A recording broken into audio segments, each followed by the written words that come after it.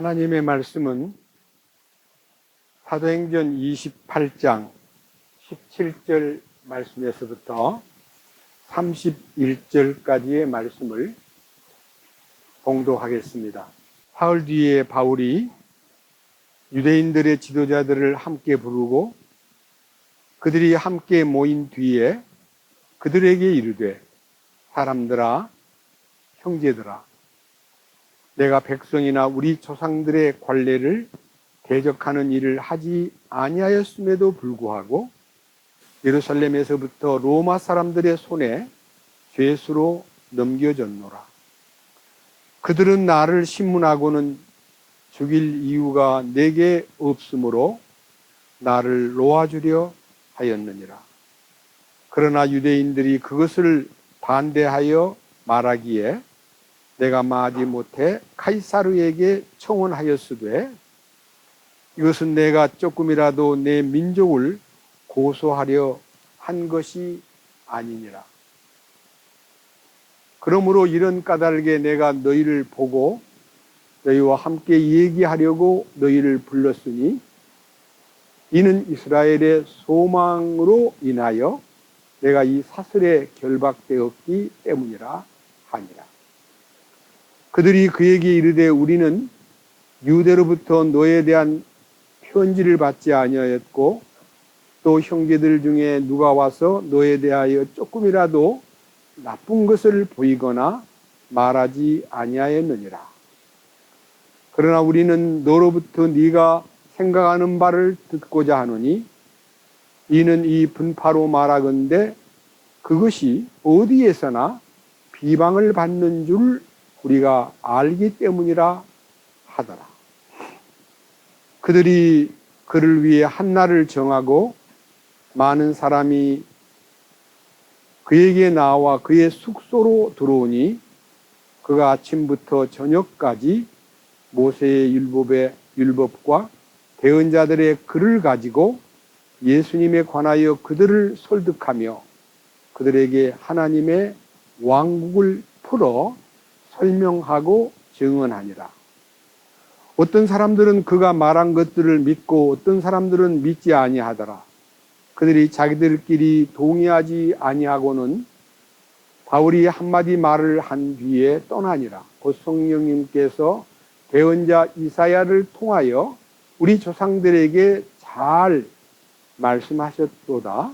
이르시되 이 백성이 가서 말하기를 너희가 듣기는 들어도 깨닫지 못하며 보기는 보아도 알지 못하리라.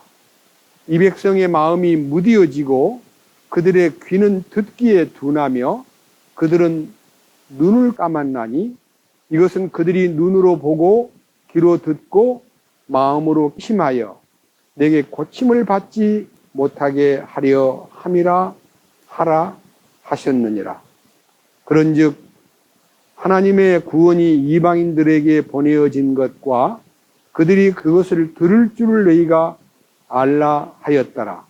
그가 이 말들을 하매 유대인들이 떠나서 자기들끼리 큰 논쟁을 벌이더라. 바울이 자기 셋집에서 만 2년을 거하며 자기에게 오는 모든 사람을 받아들이고 전적으로 확신 있게 하나님의 왕국을 선포하며 주 예수 그리스도에 관한 그것들을 가르치되 아무도 그를 막지 못하더라. 사도행전 28장 17절에서부터 31절까지 말씀을 봉독했습니다.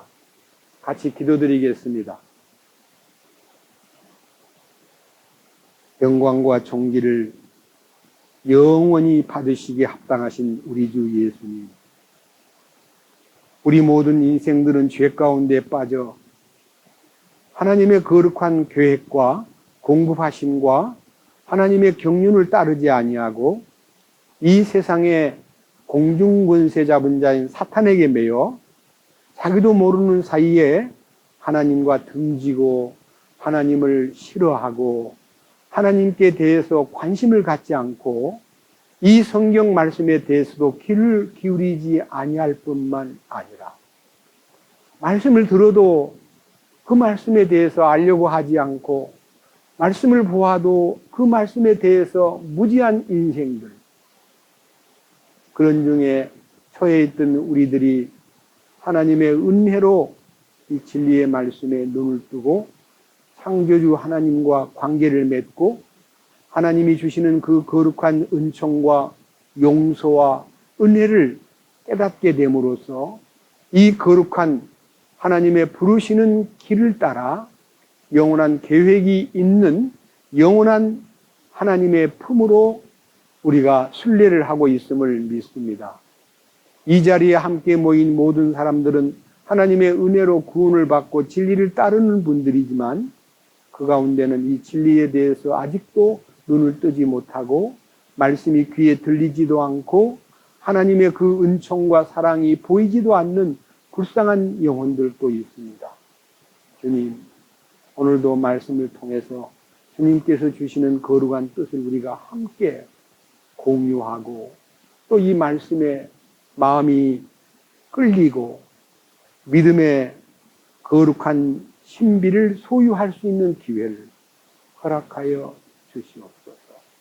이 말씀을 선포할 때 사람의 지식이나 철학으로 말하지 않고 주님이 주시는 말씀을 통해서 우리의 믿음을 열어주시고 주님 기뻐하는 바를 따라 참으로 충성되게 주님의 뜻을 순종하고 복종하는 사람 되게 하여 주옵소서.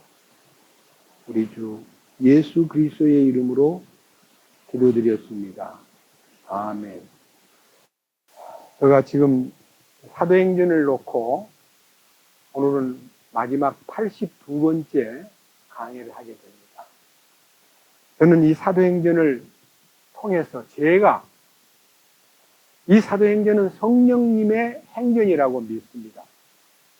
마태, 마가, 누가, 요한복음 이 네 개의 복음서에는 예수님이 인생들에게 이 지구에 오셨을 때에 2000년 전에 예수님 지구에 오셨을 때에 이 마태복음을 통해서 왕으로 오신 예수님을 알려주셨고 누가복음은 예수님이 오셔서 지극히 인간적인 모습을 통해서 사람 되심을 보여주신 복음서가 누가복음이고 요한복음은 예수님이 하나님이시라는 것을 인생들에게 보여주신 성경이 요한복음입니다.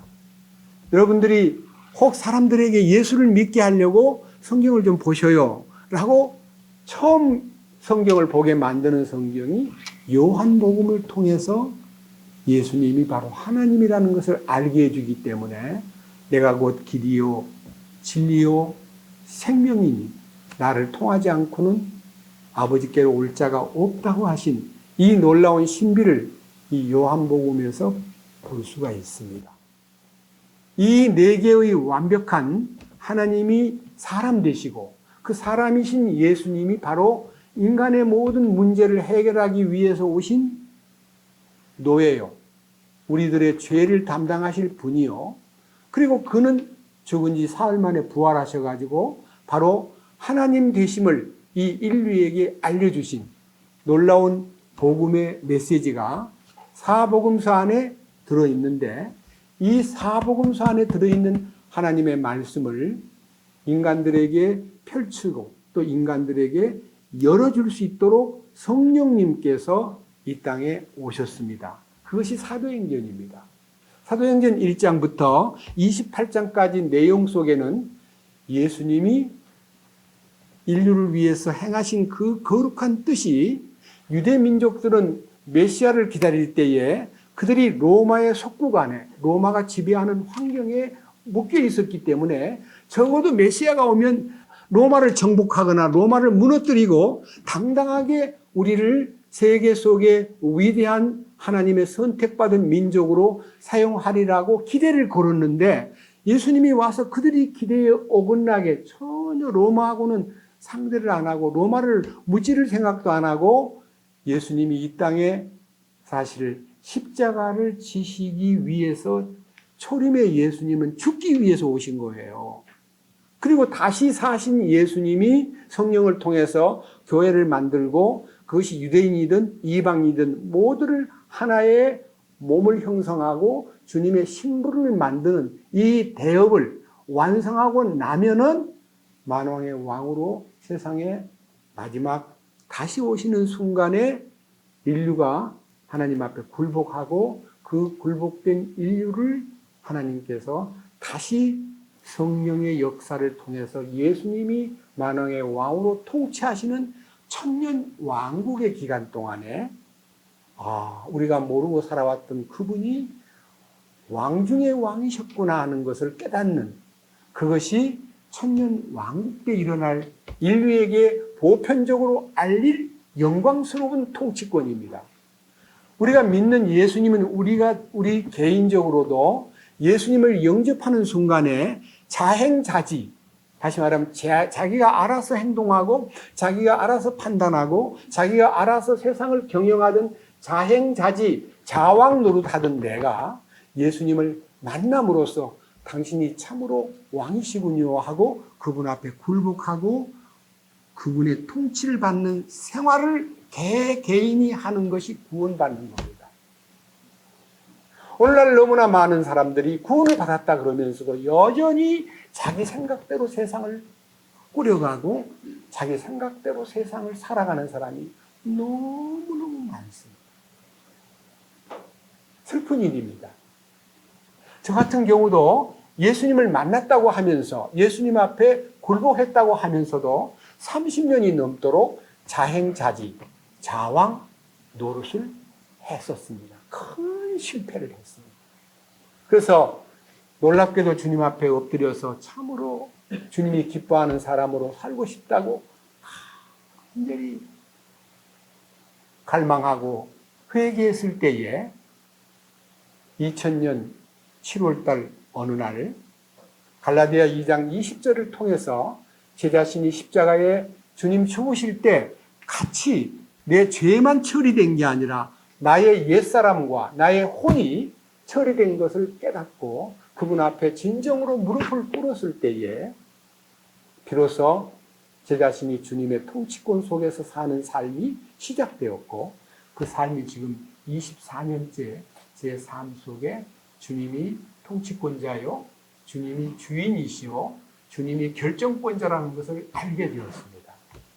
너무너무 행복합니다. 그래서 이 축복을 전하기 위해서 저는 모든 남은 생애를 쏟겠다고 서원을 했기 때문에 지금 이 많은 나이에도 설교를 누구를 안 맡기려고 내가 할 거야 그런 욕심으로 하는 게 아니라 제 자신을 쏟아붓고 제 자신을 다 주님 앞에 분골쇄신해서 이 복음을 전하겠습니다 라고 하는 소원 때문에 저는 지금도 이 나이에 설교를 하고 있습니다. 오늘 사도행전 이 마지막 장을 마지막 이제 결론을 내리는 자리에서 너무 제 가슴이 지난 주간에 81회로 끝내려고 했는데 마지막 여운 때문에 설교를 준비하는 가운데 너무너무 놀라운 은혜를 받았습니다. 여러분에게 그 은혜를 나누고 싶습니다. 사도행전 28장은요, 처음 서두에는요, 멜리데라는 곳에 난파선이 이제 276명이 탄 소위 말하는 곡물을 수출하는 큰 알렉산드리아 지방에서 곡식을 많이 배에다 싣고 아시아와 그다음에 로마에까지 곡물을 장사하는 장사꾼들이 탄 배고 그 배 안에는 관광객도 들어있고요. 그 배 안에는 죄수를 호송하는 특별 군인들과 죄수가 몇 명인지는 모르지만 죄수들이 타고 있었습니다. 그러니까 금지 구역에 딱 묶어놓고 이제 죄수를 호송하는, 로마로 호송하는 호송선이기도 했습니다. 그 배에 사도 바울이 같이 탔습니다. 그런데 사도 바울이 탄 그 배가 커다란 풍랑을 만나가지고 보름이 넘도록 그 풍랑 속에서 하늘도 안 보이고 별도 안 보이고 태양도 안 보이는 만큼의 그 칠흑 속에서 거의 죽었다 싶을 정도로 생명이 이제는 포기될 정도로 그 276명의 승객들이요 바다에 많은 물건을 던지고 심지어는 곡물도 던지고 배를 가볍게 하기 위해서 그래도 이 배가 해결되지 않았다가 하나님께서 사도 바울에게 천사를 보내가지고 이 배는 너가 로마로 가야 되기 때문에 이 배 안에 있는 모든 생명은 너 때문에 다 안전하게 보호된다는 약속을 하고 바울은 그 말씀을 듣고 배 안에 있는 모든 사람들에게 낙심하고 보는 가까이 먹지도 않고 물도 안 마시고 말할 수 없는 상태에 빠져 있는 그들에게 여러분 제가 믿는 하나님 저의 소유 주신 하나님께서 여러분들을 생명에는 전혀 지장 없도록 돌보신다는 약속을 제가 어젯밤 받았습니다. 여러분 안심하십시오.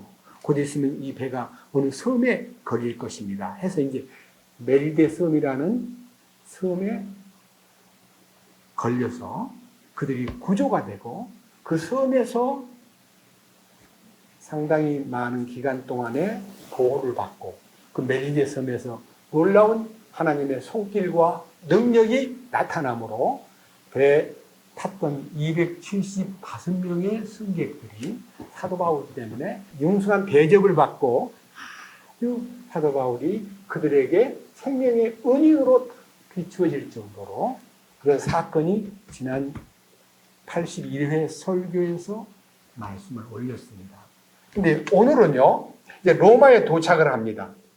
로마에 도착하니까요, 16절부터 읽겠습니다. 사도행전 28장 16절. 우리가 로마의 이름에 백부장이 죄수들을 호위대장에게 넘겨주되 바울은 그를 지키는 한 군사와 함께 따로 거하게 허락하더라. 여기 인솔자인 백부장이라는 이 로마의 지경 수의사령부의 백부장 율리오가 배 안에서 사도 바울이 어떤 사람인가를 보았기 때문에 죄수들 틈에다가 그냥 몽땅 로마에 도착하자마자 소위 말하는 로마의 호위대장한테다가 이 죄수들을 인수인계를 하는데요. 사도 바울만 딱 빼고 딴 사람들은 보내고 난 다음에 사도 바울을 특별한 방법으로 돌보는 일이 일어났습니다. 왜 그랬을까요? 호위대장이 인솔을 이제 인수인계 받으러 오니까요, 이 백부장이 묻기를 재판이 금방 이루어질 것 같습니까? 그랬더니 아니요. 재판이 너무나 많이 밀려가지고 상당한 시간이 필요할 것 같습니다. 하는 일종의 정보를 받은 율리오라는 백부장이요. 그러면 바울은 따로 기다리는 시간이 길 것 같으니까 따로 집을 하나 얻어가지고 여기서 군인 하나를 세워서 그를 지키게 하고 그를 보호하는 얘기가 16절이에요. 우리가 로마에 도착했을 때에 백부장이 죄수를 호위대장한테 넘겨줄 때에 바울을 지키는 한 군사와 함께 따로 거하게 허락하더라. 이 따로 있게 만들었다는 말은 재판받을 때까지 우선 유치장에다가 넣지 않고 따로 집을 하나 얻어가지고 지켜서 그를 보호해 주겠다는 결정을 인솔대장인 율리오가 결정을 내린 거예요. 이건 하나님의 특별한 섭리예요. 자, 한 장 넘겨보세요. 그로 인해서 마지막 30절 다시 봅니다. 이거 전 세 번째 보는 거예요. 제가 여러분들 앞에 이 강조했기 때문에 여러분들 딱 읽으면 귀에 익은 얘기입니다. 30절. 바울이 자기 셋집에서 만 2년을 거하며 자기에게 오는 모든 사람을 받아들이고 전적으로 확신 있게 하나님의 왕국을 선포하며 주 예수 그리스도에 관한 그것들을 가르치되 아무도 그를 막지 못하더라. 이 용어가요, 막지 않더라가 아니라 막지 못했다는 말은 하나님이 바울을 특별하게 보호하고 있기 때문에 백부장은 배후에서 275명의 생명을 건진 은인 같은 분이고 그들에게 굉장히 중요한 조언을 했는데도 그 조언을 받아들이지 아니하므로 이 풍랑을 만났다고 하는 어떤 예감 때문에 매우 미안한 마음으로 바울을 특별 대우를 하는데 그 바울이 머물고 있는 새방에요, 많은 사람들이 말씀을 들으러 몰려왔는데 거기서 말씀을 선포하는데 군인 하나가 지켜보고 도망가지 않은 한은요, 바울이 설교하고 전도하는 일에 대해서 전혀 가부간에 간섭하지 않았더라. 그런 뜻입니다. 그런데 제가요, 이 성경을 보다가 여러분 앞에 함께 은혜를 나누고 싶은 간절한 갈망이요, 로마에 도착하자마자 많은 유대인들이, 안 믿는 유대인들이 바울을 만나러 오니까요, 여러분 제 얘기 들어보십시오. 제가 유대인으로서 유대인들과의 관계 때문에 문제가 돼서 그들 민족 속에 소송이 걸려가지고 나를 여기 오게 만들므로 내가 유대인과의 어떤 대결을 위해서 내가 여기 잡혀온 게 아니라, 사실은 내가 예루살렘에서 붙들려가지고 여러분들 앞에 조사를 받았지만 난 죄가 없다는 것을 그들이 알고 있음에도 불구하고 너무나 이 재판하던 당시 총독들이 나를 놓아주려고 했는데도 반대가 너무 심하기 때문에 저는 로마 시민권자로서 어쩔 수 없이 로마 황제 앞에 재판을 받게 해달라고 상소를 함으로 내가 여기 온 거지, 내가 민족과의 어떤 감정 때문에 여기 온 게 아닙니다 라고 말하니까 그들도 하는 말이, 당신에 대한 얘기를 멀리서 듣긴 했지만 나쁜 소식을 듣거나 당신에 대해서 나쁜 비난을 들은 것이 없으나 한 가지, 지금 소문에 의하면, 여기 한번 보겠습니다. 사도행전 28장 17절부터 쭉 읽으면요, 제가 지금 얘기한 내용을 여러분들이 이해할 것입니다. 사흘 뒤에 바울이 유대인들의 지도자들을 함께 부르고 그들이 함께 모인 뒤에 그들에게 이르되, 사람들아, 형제들아, 내가 백성이나 우리 조상들의 관례를 대적하는 일을 하지 아니하였음에도 불구하고 예루살렘에서부터 로마 사람들의 손에 죄수로 넘겨졌노라. 그들은 나를 신문하고는 죽일 이유가 내게 없으므로 나를 놓아주려 하였느니라. 그러나 유대인들이 그것을 반대하여 말하기에 내가 마지못해 카이사르에게 청원하였으되 이것은 내가 조금이라도 내 민족을 고소하려 한 것이 아니니라. 그러므로 이런 까닭에 내가 너희를 보고 너희와 함께 얘기하려고 너희를 불렀으니 이는 이스라엘의 소망으로 인하여 내가 이 사슬에 결박되었기 때문이라 하니라. 그들이 그에게 이르되 우리는 유대로부터 너에 대한 편지를 받지 아니하였고 또 형제들 중에 누가 와서 너에 대하여 조금이라도 나쁜 것을 보이거나 말하지 아니하였느니라. 그러니까 너에 대해서 미리 들은 얘기도 없고 나쁘다는 말을 들은 적이 없으니까 그건 괜찮다 하고 이제 서로가 이 얘기가 이제 잘 이제 소위 말하는 이해하는 쪽으로 이제 기울어졌는데, 요 22절이 굉장히 중요한 얘기입니다. 22절. 그러나 우리는 너로부터 네가 생각하는 바를 듣고자 하노니 이는 이 분파로 말하건대, 이 분파란 것은요 예수 믿는 사람들에 대한 얘기입니다. 이 분파로 말하건대 그것이, 이 분파가 어디에서든지 비방을 받는 줄 우리가 알기 때문이라 하더라. 모든 사람이 예수 얘기만 들으면 욕을 하고 화를 내고 반대를 하는데 이게 도대체 뭐야? 예수, 그 당시 1세기 얘기입니다. 예수 얘기만 나오면 다 반대의 깃발을 들고 막 욕하고 대들고 막 성질을 내는데 이게 뭐야? 하는 얘기예요. 자, 오늘은요, 왜 예수 믿는 역사가 2000년이 되었는데 지금도 예수 믿는 얘기만 꺼내면 욕하는 사람이 많잖아요. 여러분, 술집에서 술 먹다 말고 뭐 석가모니가 어떻고 공자가 어떻고 하면 아무 반응이 없다가 예수 얘기가 딱 나오면 어허, 너 술맛 떨어져! 이렇게 하고 예수님 얘기만 나오면 술맛 떨어진다, 기분이 나쁘다, 그 얘기 끄집어내지 마, 미쳤나, 이렇게 반응하는 것이 세상의 풍조예요. 여러분, 제가 술집도 안 가봤는데 그거 어떻게 알아요? 여러분 상상을 한번 해보세요. 저는 들었어요. 예수 얘기 나오면 기분이 안 좋다는 거예요. 자, 이 성경이 전해지고 있었던 2000년 전에 왜 예수 믿는 얘기만 나오면 반대를 하고 비방을 하고 거기서 문제가 되느냐 하는 것을 저는 성경을 놓고 기도를 했습니다. 주님, 어떻게 된 연고로 예수 얘기만 나오면 희망이 섞인 얘기, 이 죄 가운데서 해방되고 영원한 세계를 보장받고 영원히 사는 영원한 생명을 얻는 축복된 얘기가 왜 신기하게 안 들리고 반대를 하는가요? 하는 이 반대 이유를 성경에서 제가 발견했습니다. 여러분 앞에 솔직하게 설명하려고 합니다. 자, 제일 첫 번째 사건의 출발점을 여러분 앞에 소개하겠습니다. 사도행전 2장을 보겠습니다. 자, 사도행전 2장. 예수님을 말하면 왜 사람들이 신경질을 부리고 반대를 하고 거기에 대해서 반응이 나쁜가 하는 얘기가 사도행전 2장에서부터 출발이 됩니다.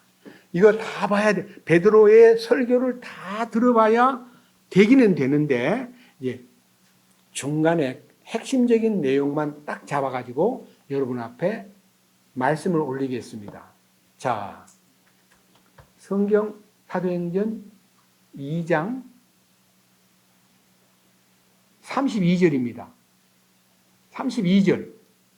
이 예수님을 하나님께서 일으키셨으며 우리는 다 그 일의 증인이로다. 여기 이제 베드로가 여러분 예수님이 다시 살아나셨습니다 하는 얘기가 지금 이 사도행전 2장의 메시지의 핵심입니다.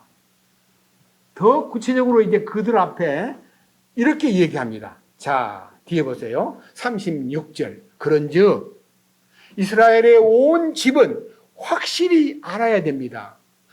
확실히 여러분 앞에 알려드리는데 여러분들이 십자가에 못 박아 죽인 그 예수님을 하나님께서 주와 그리스도로 삼으셨습니다.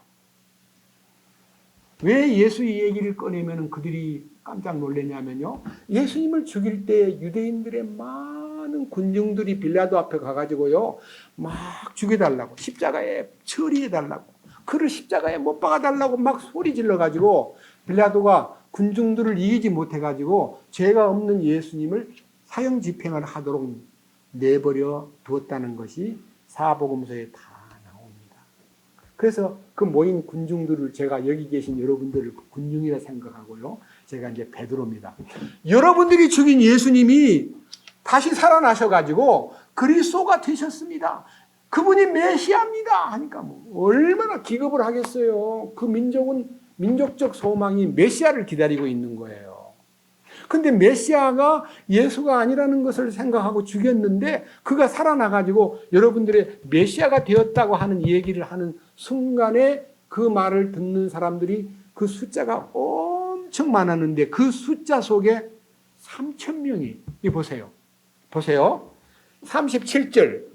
이제 그들이 이 말을 듣고 마음속으로 찔려 베드로와 나머지 사도들에게 이르되 사람들아 형제들아 우리가 어찌할까 하거늘 이에 베드로가 그들에게 이르되 회개하고 너희 각 사람이 예수 그리스도의 이름으로 침례를 받아 죄들의 사면을 얻으라. 그리하면 너희가 성령님을 선물로 받으리니 이 약속은 너희와 너희 자손과 멀리 떨어져 있는 모든 사람 곧 주 우리 하나님께서 부르실 모든 사람을 향한 것이니라 하고 또 많은 다른 말씀들로 증언하며 권면하여 이르되 이 패역한 세대로부터 너희 자신을 구원하라 하니라. 그때 그의 말을 기쁘게 받은 자들이 침례를 받음에 바로 그날에 3,000혼가량이 그들에게 더해지니라. 베드로의 설교를 듣고 3,000명이 회심을 하는 거예요. 300명도 아니고 3,000명이 그것도 한꺼번에. 이건 놀라운 기적이에요. 그러니까 이 놀라운 사건 현장에서 이게 커다란 문제가 돼가지고요. 도대체 뭐야? 도대체 이게 무슨 변이야 하고 자기들이요. 큰 충격을 받고 문제가 되니까요. 4장에 넘어가 보세요. 4장에 넘어가 보세요. 자, 1절. 제목이 뭡니까?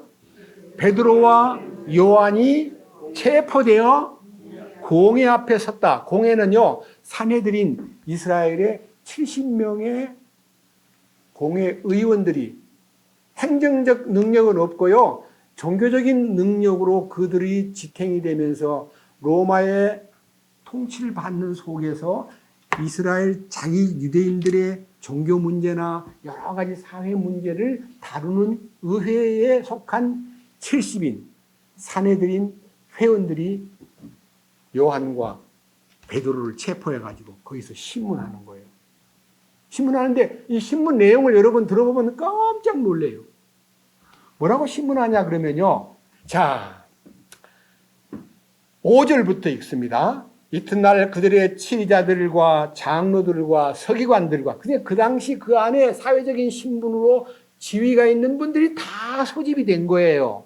그뿐만 아니라 6절의 대제사장 안나스도 가야바도 그 당시에 대제사장은 70인 공회의원 의장은 가야바인데 그의 장인 안나스와 요한과 알렉산더와 제사장의 친족들이 다 함께 모여가지고 이제 7절 질문을 던집니다. 베드로와 요한에게 묻노니 너희가 무슨 권능으로 또 무슨 이름으로 이 일을 행하느냐고 이제 너무나 많은 사람들이 한꺼번에 구원을 받는데요. 이 부르기 직전에 사도행전 3장 아까 3,000명 구원받은 이후에 그 반응이 막 세차게 불어올 때요. 놀랍게도 4장에 베드로와 요한이 성전에 기도하러 들어가다가 거기 안진뱅이가요. 나면서부터 안진뱅이가 구걸하던 안진뱅이를요. 주 예수의 그리스도 이름으로 탁 세워 일으켜버렸어요. 그러니까 그가 막 안진뱅이가 막 뛰고 노래 부르고 막 그러는 동안에 이 오순절을 지키러 왔던 수많은 유대인들이 그 광경을 보고 깜짝 놀래가지고 아니 저 어찌 된 거야? 아니 베드로와 요한이라는 사람이 저 사람을 일으켰어 하고 막 쳐다보니까 여러분 우리를 보지 마세요. 우리가 한 거 아니에요. 여러분이 죽인 예수께서 다시 사셔가지고 이 사람을 낫게 했고 이 사람을 건강하게 만들었습니다. 여러분 하고 거기서 새로운 또 메시지를 토해내므로 4장에서 일어난 사건 중에 깜짝 놀랄 일이 여기 뭐라고 되어 있어요. 자 4장 4절 그럼에도 불구하고 뭐라고 되어 있어요? 그 말씀을 들은 사람들 중에 많은 이가 믿었고 남자만 해도 몇 명이었더라? 와, 아까는 3,000명이 구원을 받았는데 이제 5,000명이 또 영광스럽게 그 말씀 앞에 그러니까 8,000명이에요. 8,000명.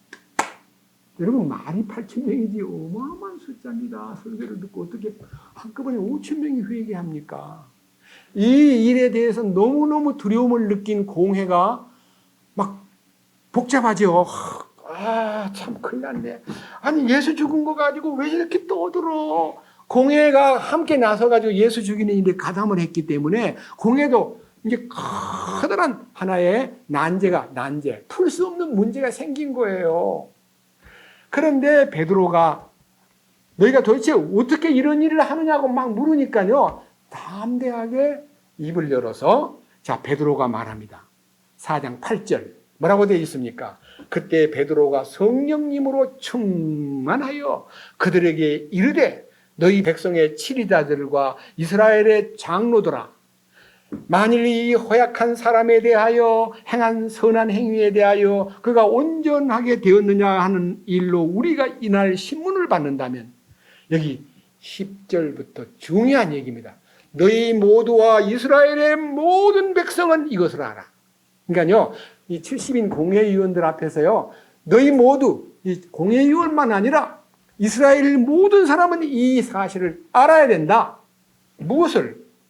곧 너희가 십자가에 못 박았고 하나님께서 죽은 자들로부터 살리신 나사렛 예수 그리스도의 이름으로 말미암아 이 사람이 건강하게 되었다.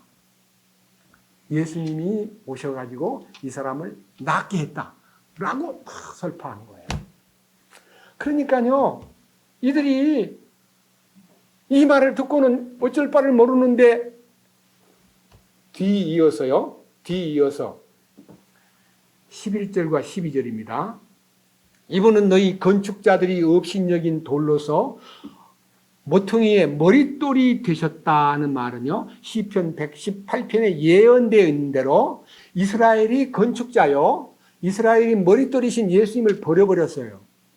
그런데 예수님이 그 버린 그 돌이 모퉁이의 머릿돌이 되셔가지고 12절 다른 사람 안에는 구원이 없나니 하늘 아래에서 이 천하에 우리를 구원할 만한 다른 이름을 사람들 가운데 주지 않았다. 예수님을 통해서만 구원을 받는 거야 하고 소리를 지르니까요, 이 메시지를 들은요, 이 공회의원들이 평소에 알기로는 베드로와 요한은 어부 출신이에요. 갈릴리 어부 출신. 아주 공부도 별로 못하고 유대인들이 말하는 랍비 학교라든지 뭐 가말리엘 문화에서 공부했다는 그런 전력이 전혀 없다는 걸 알기 때문에 그들이 그를 무시하고 있다가 13절, 이제 저들이 공회의원들이 베드로와 요한이 그 담대함을 보고 그들이 학문 없는 무식한 사람인 줄로 알았으므로 이상히 여기며 또 그들에 대해, 즉 그들이 전에 예수님과 함께 있던 것을 알게 되고 병 고침받은 사람이 그들과 함께 서 있는 것을 봄으로써 그것을 반박할 말을 전혀 하지 못하더라. 그 베드로의 강한 메시지를 듣고요, 무슨 말을 할 게 없으니까 잠깐 있으시오 하고 이제 공회의원들이 따로 회의를 열어요. 이 회의 연 것이요 15절입니다.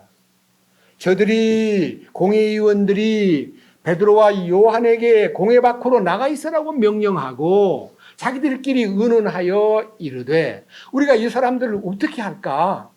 그들로 말미암아 참으로 주목할 만한 기적이 이루어진 사실이 예루살렘에 거하는 모든 자들에게 드러났으므로 우리도 그것을 부인할 수 없도다. 이게 안진뱅이 이렇게 세운 사건이요, 엄청난 한 뉴스가 된 거예요. 이 놀라운 일을, 아니 그 아주 어릴 때부터요, 지금 나이가 40이 넘을 때까지 40년 가까이 그 문 앞에서 동냥하던 불쌍한 안진뱅이를 이렇게 세운 이 일은 예루살렘의 큰 뜨거운 뉴스로 지금 떠올랐기 때문에 우리도 부인할 수가 없다. 뭐라고 말할 수가 없다. 자기들이 우리가 해서가 아니라 너희가 죽인 예수님이 나타나셔서 이 사람을 낫게 한 거예요 하고 말하니까 할 말이 없어요. 그래서 공회의원들이 결론을 내린 얘기를 들어보십시오. 뭐라고 되어 있습니까? 자, 이제 17절부터 놀라운 18절까지의 주문이 그 공회의원들로부터 결정문이 요한과 야고보에게 요한과 베드로에게 전달됩니다. 만일, 자 17절, 다만 그 일이 백성 가운데 더 널리 퍼지지 못하도록 우리가 그들을 엄히 위협하여 그들이 이제부터는 이 이름으로, 예수 이름으로 아무에게도 말하지 못하게 하자 결론을 내린 것이요, 70명의 공회의원들이 그들이 더 이상 말을 해가지고 예수 얘기가 자꾸 퍼지지 않도록 입을 막자. 그것이 우리 결정이야 하고 이제 입을 틀어막기 위해서, 여러분 요새 입틀막이라는 말이 있죠. 입을 풀어 막았다. 입틀막. 이 공회의원들도 베드로와 요한의 입을 틀어막기 위해서 결정을 내리기를, 자 18절, 바깥에 나가 있으라고 했던 그들을 불러들여 가지고 그들에게 말하기를 예수님의 이름으로 결코 말하지도 말고 가르치지도 말라. 이때는요 말로만 입 틀막이지 손으로 입을 틀어막은 거는요 한국에서 일어나는 것 같아요. 여러분 입 틀막이라는 말 들었죠? 신문에. 그거예요. 입을 틀어막는 거예요. 예수 이름으로 말도 하지 말고 가르치지도 말라고 명령하니라. 그 명령을 받고 알았습니다. 조심할게요. 그랬습니까? 베드로의 태도를 들어보세요. 19절, 그러나 베드로와 요한이 그들에게 응답하여 이르되 너희 말을 듣는 것이 하나님의 말씀을 듣는 것보다 하나님의 눈앞에서 어떤 것이 옳은지 너희가 판단하라. 우리는 하나님이 주신 말씀을 선포할 뿐이지 너희들이 아무리 말해도 하나님 말씀을 따라가야 되지 너희들 말을 들을 수가 없다고 그냥 강하게 탁 거절하니까요. 그 일이요 얼마나 그들에게 커다란 쇼크를 먹었겠습니까? 뭐라 그래요? 자 20절, 우리가 보고 들은 것을 말할 수밖에 없노라. 우리는 보고 들은 걸 얘기하는 거지 그냥 어디서 지어낸 말이 아닙니다. 우리는 그분이 보여주신 것을 보고 그분이 이렇게 세우신 그 역사를 보고 그것을 우리는 전할 뿐입니다 하고 이제 강하게 얘기하니까 들어보세요. 뭐라고 하고 내보내냐면요 21절, 이처럼 모든 사람들이 이루어진 그 일로 인해 하나님께 영광을 돌림으로 그들이 백성으로 인해 그들을 처벌할 방도를 찾지 못한 채 그들을 더 위협하고 어떻게 해요? 나가 쫓아내버린 거예요. 그 쫓겨난 그들이 지금 2000년 동안 이 복음을 통해서 예수 그리스도의 다시 사심을 전하는 기독교의 기본 진리가 기초공사가 뭐냐면 예수님 다시 사심입니다. 여러분, 예수 믿는 것은 예수님 우리 위해 죽었다는 죽음을 강조함으로써 죽음에 대한 얘기는 많이 가르치지만 그가 살아나셔가지고 어떻게 역사하시는 그 부활의 생명을 전하는 교회가 너무너무 많이 없기 때문에 저는 기도하다가 우리 교회를 부활생명교회라고 주님께서 주신 이름이에요. 우리 교회는 부활을 전하는 생명을 전하는 교회가 되자. 주님의 명령을 마음에 받아들이고 우리 교회 이름을 장명을 제가 한 게 아니에요. 기도하던 중에 부활을 전하고 생명을 말해야 된다고 하는 책임감 때문에 부활생명교회로 이름을 지은 거예요. 자, 그런데 이 일에 대해서요, 너무 많은 사람들이 많이 반대하기 때문에 이 일을 위해서 어떤 일이 벌어졌는가를 다시 한번 더 세밀하게 관찰하고 말씀을 알아보기 위해서 여기 또 성경을 몇 군데 더 봐야 될 것 같습니다. 두 번째 얘기입니다. 3장. 돌아가서 3장. 12절부터입니다. 3장 12절부터 보면요. 안진뱅이를 일으킨 일로 인해서 사람들이 막 몰려들어가지고 베드로를 쳐다보니까 베드로가 이렇게 얘기합니다. 베드로가 뭐라고 얘기하느냐? 12절. 베드로가 그것을 보고 백성에게 응답하되 너희 이스라엘 사람들아 어찌하여 이 일에 놀라느냐? 어찌하여 마치 우리가 우리 자신의 권능이나 거룩함으로 이 사람을 걷게 만든 것처럼 우리를 이토록 진지하게 쳐다보느냐? 베드로가 이 일을 한 것 같이 생각을 하고 막 너무너무 놀랍다. 저 사람 참 아주 대단한 분이다 하고 쳐다보고 있을 때에 그들의 시선을 탁 걸려가지고 우리 보지 마세요. 우리 보지 마세요 하고 누구를 보라 그러냐면요. 여기 보세요. 13절. 역사 얘기를 다 꺼냅니다. 아브라함과 이삭과 야곱의 하나님, 곧 우리 조상들의 하나님께서 자신의 아들 예수님을 영화롭게 하셨느니라. 너희가 그분을 넘겨주었고 빌라도가 그분을 놓아주려고 결심하였을 때에 그 앞에서 그분을 부인하였으니 너희가 거룩하신 분, 곧 의로우신 분을 부인하고 살인자를 너희에게 달라고 구하여 생명의 통치자를 죽였도다. 그러나 그분을 하나님께서 죽은 자들로부터 일으키셨으며 우리는 그 일의 증인이니라.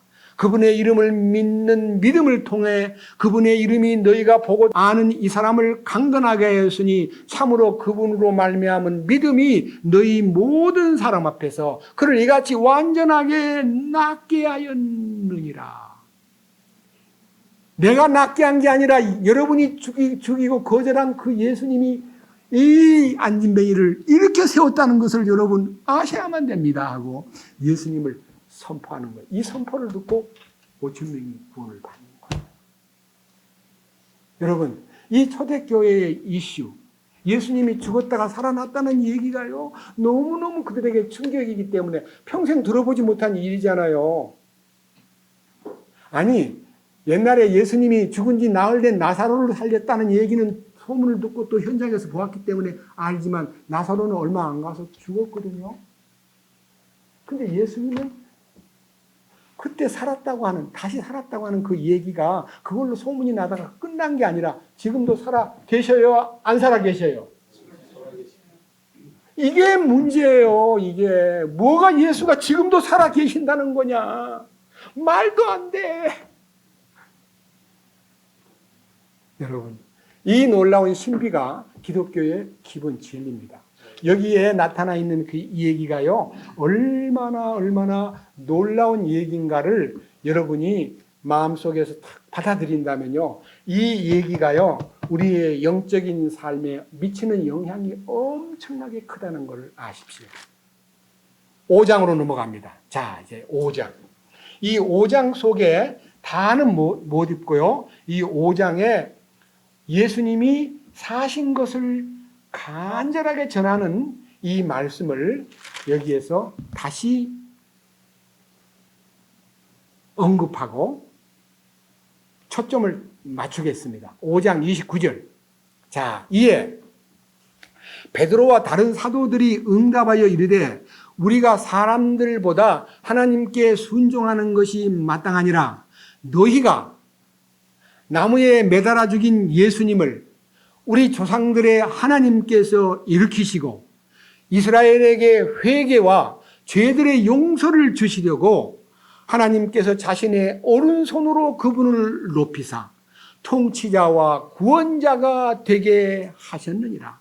우리는 이 일들에 대하여 그분의 증인이요 하나님께서 자신에게 순종하는 자들에게 주신 성령님도 그러하니라 하더라.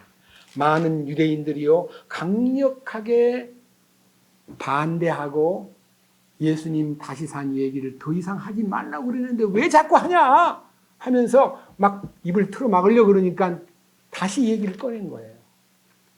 그리고 이 너희가 나무에 매달아 죽인 예수님이 다시 살아나셔가지고 인류에게 회개의 길과 용서와 통치와 구원의 길과 성령님이 역사한다는 것을 보여주셨는데 우리가 어떻게 이거를 접고 너네 말을 듣겠느냐 하는 말을 함으로써요. 이 일이 너무너무 이제 마음에 충격이 되기 때문에 사람들이 여기 이제 33절, 5장 33절에서부터 42절까지요. 가말리엘이라는 가장 사내들인 회원 중에서도 권위가 있는 그 소위 말하는 랍비가요. 일어나가지고 자꾸만 이렇게 싸우고 막 시끄럽게 하지 맙시다. 예수가 진짜인지 가짜인지 난 모르지만은요. 그냥 내버려 둡시다. 그러다 보면 자연이 없어질지도 모릅니다 하고 이제 자연이 소멸될 거라고 생각하고 더 이상 간섭하지 맙시다 하는 의견들이 나옴으로써 그들이 어떤 일을 하고 사도들을 놓아주느냐 하면요. 자, 38절. 5장 38절.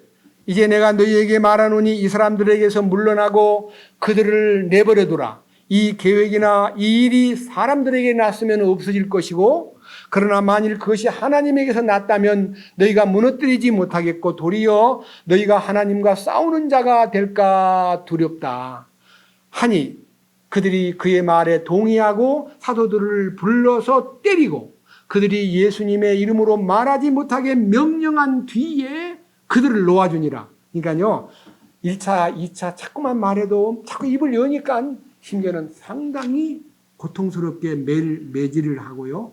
더 이상 얘기하지 말라고 내보내 줬는데요. 내보내 주니까요. 그들이 매를 맞고 나와가지고 이렇게 말합니다. 41절. 그들은 주님의 제자들은 자기들이 그분의 이름으로 인하여 수치당하는 일에 합당한 자로 여겨진 것을 기뻐하면서 공회 앞을 떠나고 그들이 떠나서 날마다 성전에서와 모든 집에서 예수 그리스도를 가르치기도 하고 선포하는 것을 그치지 않았다. 예수님 죽었다가 다시 사신 이 복음이 바로 이 기초공사가 이렇게 성령님으로 말미암아 이루어진 것입니다. 지금 이 사건은요. 서기 30년에 일어난 사건입니다. 지금 제가 읽은 이 사건은요. 사도행전 1장부터 5장까지의 사건은 서기 30년. 지금 우리가 알고 있는요. 2000년 바로 2023년이니까요. 7년 모자란 2000년 전에 일어난 사건이에요. 자, 그런데 오늘 본문이 읽은 것은 서기 61년과 62년 사이에, 그러니까 그 사건이 있은 후 30년이 넘은 시점에서 바울에게 일어난 사건이에요. 어디서든지 반대를 받는데요. 자, 반대를 받는 이유를 또 한번 살펴보겠습니다. 사도행전 25장입니다. 자, 사도행전 25장. 자, 이제 많이 넘기셔가지고 25장. 1절부터요. 바울이 가이사랴에게 청원함으로써 그 당시 총독 베스토가 예루살렘에서 가이사르로 이송된 바울을 신문하고 여러 가지 방법으로 조사를 하는데 특별히 유대왕 아그리빠하고 같이 자리를 배석을 갖춰 놓고요. 바울 얘기를 듣는 거예요. 왜 여기 끌려왔는지. 바울이 간증을 하는데 여기서 자 13절부터 보겠습니다. 25장 13절. 며칠 뒤 아그리빠 왕과 버니게가 베스도에게 문안하러 가이사랴에 왔더라. 그들이 여러 날 거기 있은 뒤에 베스도가 바울의 사건을 왕에게 밝히 알리며 이르되 벨릭스가 어떤 사람을 결박해서 남겨두었는데 내가 예루살렘에 있을 때 유대인들과 수제사장들과 장로들이 내게 고발하여 그를 대적하는 판결을 요구하기에, 그러니까요, 내가 부임한 지 이제 얼마 안 돼서 예루살렘에 올라갔더니 많은 유대 지도자들이 바울을 없애라고 막 죽이라고 하니까 제가 그냥 바울을 넘겨줄 수가 없어서 재판을 로마 법으로 말하면 16절 내가 그들에게 응답하기를 고소당한 자가 고소한 자와 얼굴을 마주대고 그리고 자기가 고소당한 범죄에 대해서 자기를 위해 답변할 자유를 갖기도 전에 그 사람을 넘겨주어 죽게 하는 것은 로마의 법이 아니라고 하였습니다. 그래서 이제 이 아그리빠 왕하고 둘이서 이 협의를 한 끝에요. 이런 얘기를 합니다. 들어보세요. 자, 17절. 그러므로 그들이 여기 왔을 때 내가 지체하지 아니하고 이튿날 재판석에 앉아 명령하여 그 사람을 그 바울을 데려오라고 명령을 하고 고소한 자들이 일어나서 그를 대적하되 내가 짐작한 것만큼 그런 일들에 대한 혐의는 하나도 제시하지 아니하고 여기 보세요. 바울을 막 고소하길래 왜 그러냐고 물었더니 뭐 살인자다, 도둑놈이다, 강도질을 했다, 뭐 그런 혐의를 하나도 제시하지 않고 여기 18절입니다. 뭘 제시해요? 예? 고소한 자들이 일어서서 그를 대적하되 내가 짐작한 그런 일들에 대한 혐의는 하나도 제시하지 아니하고 다만 자기들의 미신과 여기에 미신이라는 말은 종교를 얘기하면 종교. 이제 로마의 총독이 볼 때 유대인들이 믿는 미신이라고 생각해요. 유대교를 유대인의 미신하고 예수라는, 자, 들어보세요. 예수라는 곧 죽었지만, 예수는 죽었어요, 분명히. 근데 뭐라 그래요, 바울이? 살아있다고 막 전하는 거예요. 바울이 살아있다고 확언하는 사람에 관한 어떤 문제들을 제기하여 그를 대적할 뿐이었나이다. 그러니까요, 죽은 예수를 자꾸 살았다 그러니까 그게 문제가 된다는 거예요. 왜냐? 자기도 예수 믿는 사람을 해코지하고 여러 가지 방법으로 반대를 하다가 예수님을 만나고 나니까 나는 그를 따르게 되었어.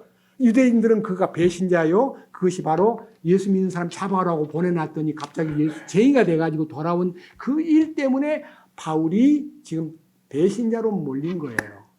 제가요, 요 19절 말씀을 다른 성경에서 여러 개를 비교하다가요, 바울이 지금 어떤 처지에 놓였으며 예수라는 이 문제가 어떤 문제인가를 확연하게 보여준 회복력이라는 성경에서 요 25장 19절 여러분 성경을 보고요. 제가 읽을 테니까 비교해 보세요. 25장 19절. 다만 그들이 그에게 문제를 삼은 것은 자기들의 종교와 이미 죽어버린 예수라는 사람에 관한 것이었는데 바울은 그가 살아있다고 주장하였습니다. 뭐가 지금 문제예요? 이미 죽어 없어진 걸로 아는데 30년 전에 죽었어. 근데 없어진 걸로 아는데 자꾸만 바울이 살아있다고 주장합니다. 그것이 그들에게 문제입니다. 왜? 바울은 예수님을 다메섹 도상에서 만났잖아요. 예? 사울아 사울아 네가 왜 나를 핍박하느냐? 주여 이시옵니까? 나는 네가 핍박하는 예수다 하고 대면을 했거든요. 바울은 그 예수님이 살아계심을 확실히 경험했기 때문에 부활을 전하는 거예요. 다시 회복력, 여러분 방금 제가 읽은 성경이 얼마나 일목요연하게 쓰여져 있는가를 느낌이 딱 갈 거예요. 다만 그들이 그에게 문제를 삼은 것은, 그러니까요, 유대인들이 바울에게 문제를 삼는 것은 자기들의 종교와 이미 죽어버리는 예수라는 사람에 관한 것이었는데 바울은 그가 살아있다고 주장하기 때문입니다. 예수님 살아있다는 주장은 바울이 말하기 때문에 살아있는 거예요. 여러분, 주장 때문에 살아있는 게 아니에요. 살아계셔요, 그분은. 이 지구가 존재하는 것도 그분이 살아계시기 때문에 지구가 운행되고 있는 거예요. 갑자기 지구 얘기를 꺼내. 요한복음 1장. 요한복음 1장. 자, 왜 제가 이 지구 얘기를 꺼냈냐면요. 갑자기 생각이 나서 말씀드린 거예요. 1장 1절부터 4절까지 읽으면요. 이 답이 제가 지구가 존재하고 있는 이유를 예수님 살아계시기 때문이라는 것을 밝힌 이유가 여기 1장 1절부터 4절까지 나와 있어요. 뭐라고 되어 있어요?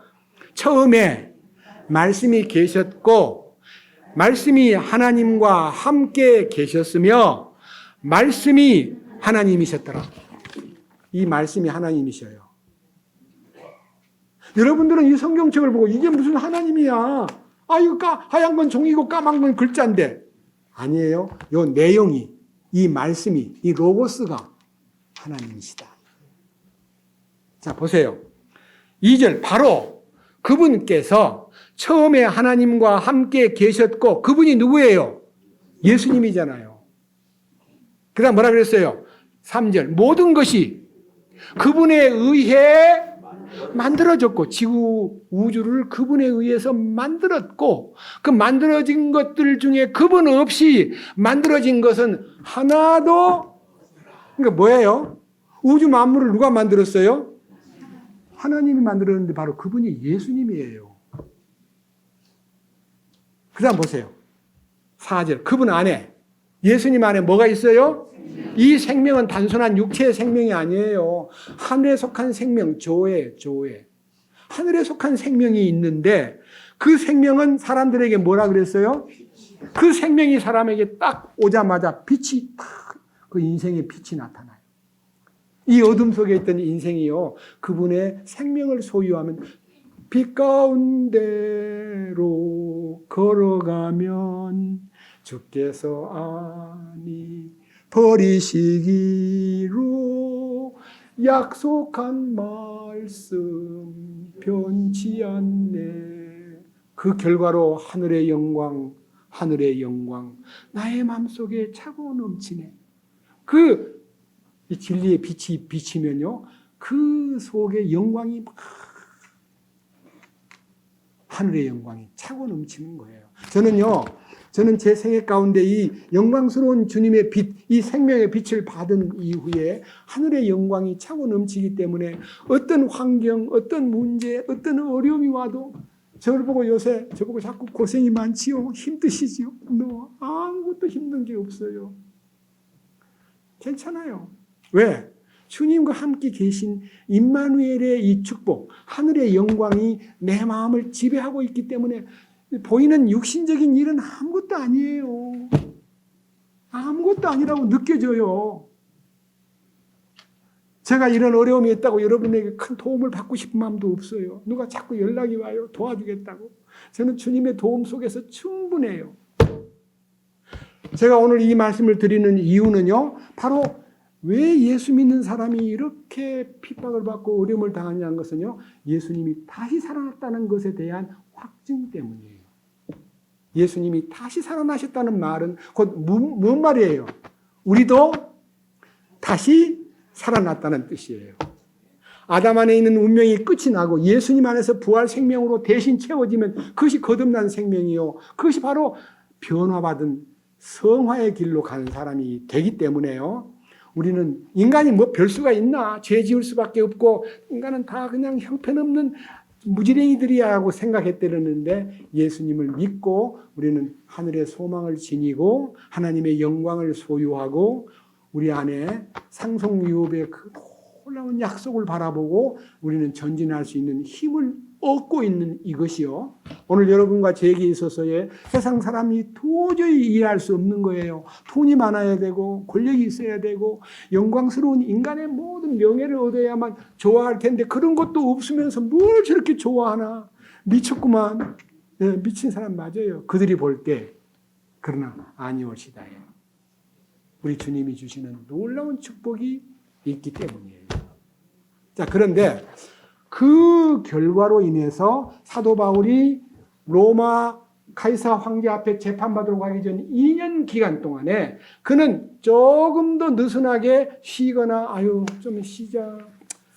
아 내가 고생이 많았는데 여행 복음 전하려고 고생을 많이 했는데 그런 쉼이라는 것을 생각하지 않고요. 계속 입을 여는데 사도행전 28장 무슨 말을 하는가. 자, 사도행전 28장 23절입니다. 그들이 그를 위해 한 날을 정하고 많은 사람이 그에게 나와 그의 숙소로 들어오니 그는 아침부터 저녁까지 모세의 율법과 대언자들의 글을 가지고 예수님에 관하여 그들을 설득하며 그들에게 하나님의 왕국을 풀어 설명하고 증언하니라. 여기에 말이 굉장히 함축되어 있습니다. 아침부터 저녁까지 그 숙소에 오는 많은 사람들을 받아들이면서 모세의 율법과 대언자들의 글을 가지고라는 말은요, 구약 성경을 가지고라는 뜻이에요.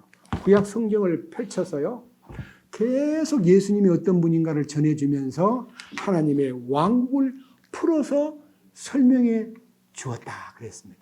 이게 왕국 복음을 선포한 거예요. 여러분, 복음은 두 가지가 복음이 있어요. 하나는 은혜의 복음과 왕국의 복음이 있어요. 은혜의 복음과 왕국의 복음은요, 성경의 핵심인데요. 오늘날 기독교가 그 은혜의 복음과 왕국의 복음을 좀 이렇게 제껴놓고 뭔 복음을 전해요? 예? 번영신앙, 번영. 잘 된다. 예수 믿으면 잘 풀린다. 예수 믿으면 복 받는다. 예수 믿으면 형통하다. 예수 믿으면 건강이 주어진다. 예수 믿으면 자식이 잘 된다. 그런 것만 가지고 막 예수 믿으면 잘 되는 걸 얘기하는데 저는요, 잘 되고 안 된 거는 그분에게 맡기고요. 우리가 할 일은요, 뭐예요? 뭐라고 써 있어요? 너희는 첫째로 하나님의 왕국과 그분의 의를 구하라. 그러면 어떻게 해준다고요? 아멘, 아멘. 우리의 신앙의 표대는요, 하나님의 왕국을 구하는 거예요. 여러분, 왕국이 뭐예요? 여러분, 왕국이라는 말을 더 쉽게 얘기하겠습니다. 왕이 통치하고 왕이 주권을 쥐고 있는 나라가 왕국이고, 나라는 뭐예요?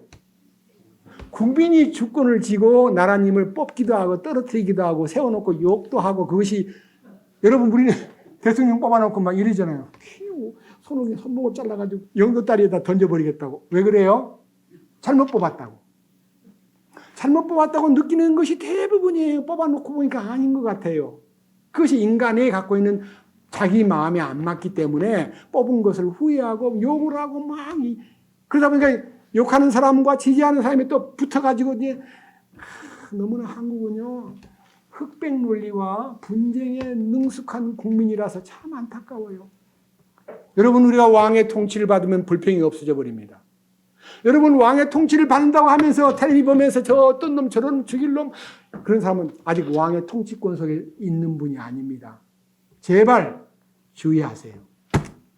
정치하는 사람들을 놓고 이러쿵저러쿵 따지고 욕하고 지지하고 그거 쓸데없는 짓입니다.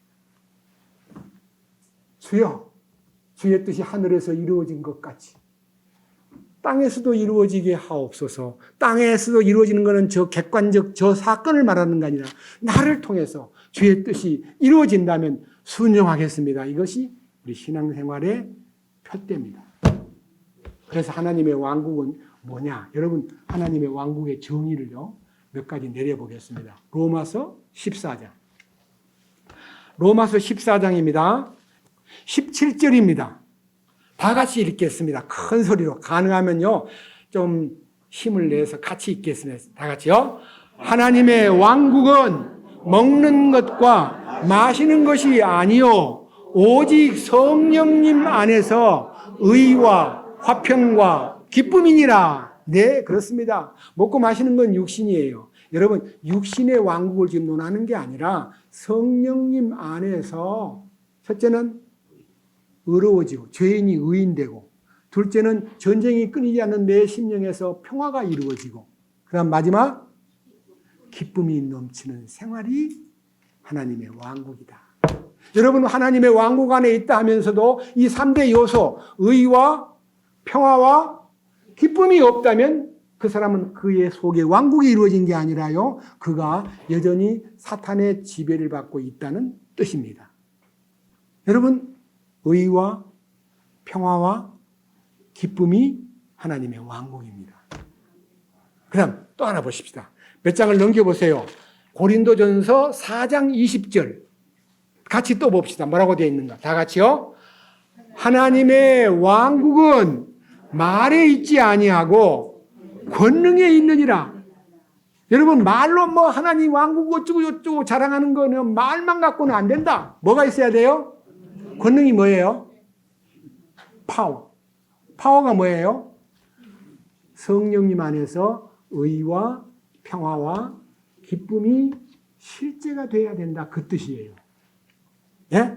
하나님의 권능이 함께 함으로써요, 우리 속에요, 그 권능이 막 폭발적으로 막 나타나는 거예요. 의가 솟구치고, 기쁨이 넘치고, 평화가. 여러분, 평화를 노래할 때 평화,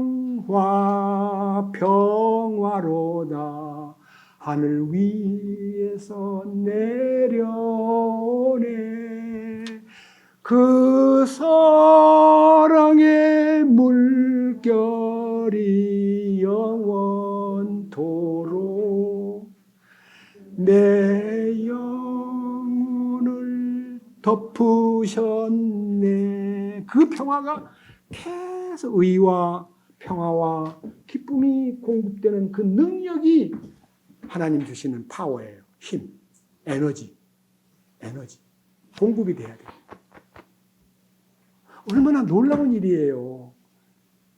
저는요, 여러분들이 지금 이 왕국에 속한 사람으로 살다가 주님을 딱 맞이할 때 어떤 일이 일어나는가를 요한계시록 보고 좀 더 결론을 내리는데 가보겠습니다. 요한계시록 저 뒤로 가가지고요, 우리 모두가 이제 마지막 때 일어날 일을 언급한 예언의 말씀, 계시록 11장 15절을 보겠습니다.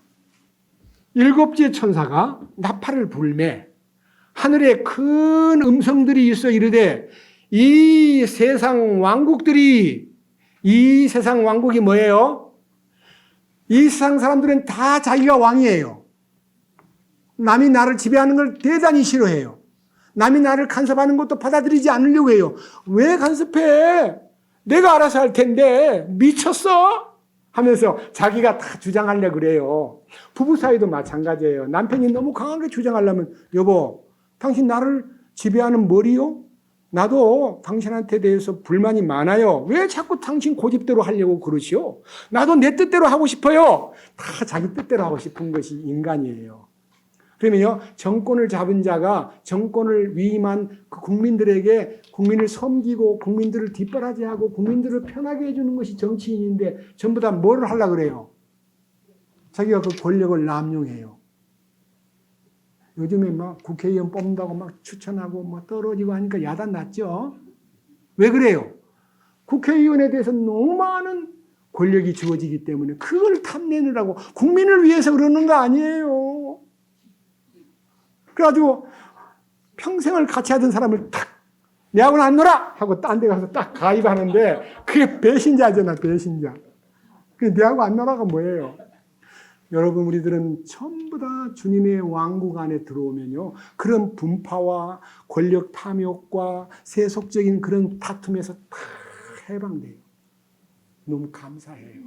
자, 여기 15절에 뭐라고 했어요? 7째 천사가 나팔을 부는 순간에 하늘에 큰 음성이 납니다. 뭐라고 말합니까? 세상의 왕국들이 우리 주와 그분의 그리스도의 왕국들이 되었고, 그리스도께서 영원 무궁토록 뭐하리로다?